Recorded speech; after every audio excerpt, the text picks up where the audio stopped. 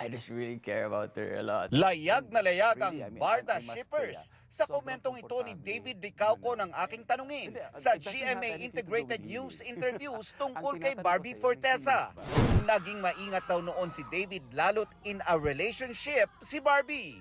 I mean, feeling ko kahit naman sino na nasa situation ko, kapag taken, hindi ka naman gagawa ng, ano yun, like, medyo extra, di ba? Extra care. Pero kung ang fans nag-uumapaw sa kilig, ano naman kaya ang say ni Barbie?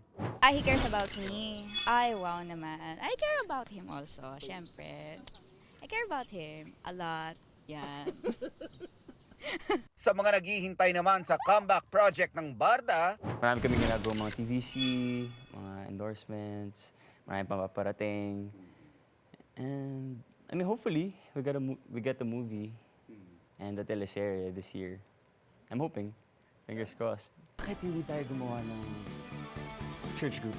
sa ngayon, busy si David sa upcoming film niya na Samahan ng Mga Makasalanan na mapapanood this April 19.